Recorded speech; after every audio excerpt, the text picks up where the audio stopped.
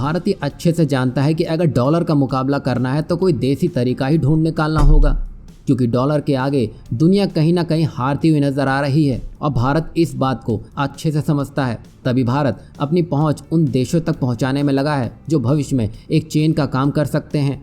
इसी कड़ी में भारत अपने डिजिटल पेमेंट को तेजी से आगे बढ़ाने में लगा है और जिसके सकारात्मक नतीजे भी सामने निकल कर आए हैं। यहाँ पर आप खुद ही देख सकते हैं कि डिजिटलाइजेशन के मामले में कुछ समय पहले क्या आप कल्पना कर सकते थे कि किसी प्रकार के भी भुगतान को डिजिटली यूँ संभव कर पाएंगे। परंतु कुछ ही वर्षों में भारत डिजिटलाइजेशन के मामले में न केवल बहुत तेज़ी से आगे बढ़ा है बल्कि नई ऊंचाइयों को भी छू चुका है। वहीं इसी कड़ी में भारत के यूपीआई कार्ड और यूपीआई प्लेटफॉर्म का उपयोग शुरू करने वालों में अब ओमान भी शामिल होने जा रहा है। वहीं अप्रैल 2016 में यूपीआई के लॉन्च होने के पश्चात इसकी लोकप्रियता का अंदाज़ा इसके लेन देन से लगाया जा सकता है।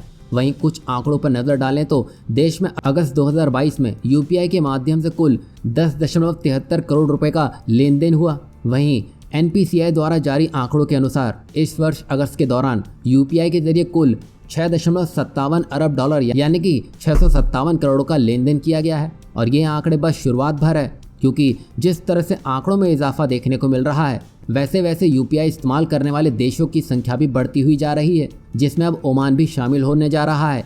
और कुछ समय पहले ये खबर निकल के आई थी कि शीघ्र ब्रिटेन में भी यूपीआई की मदद से लेन देन संभव होने वाला है।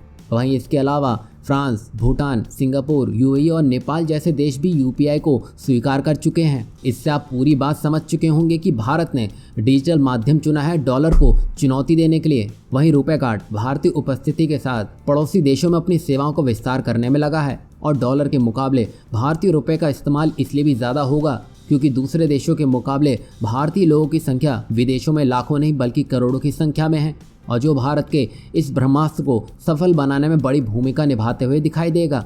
और यही नहीं, भारत सरकार दुनिया के 30 से ज़्यादा देशों के संपर्क में है ताकि वहाँ भी यूपीआई का शंखनाद किया जा सके। और आप समझ सकते हैं कि ऐसा हो जाने से भारत एक अलग ही मुकाम पर होगा।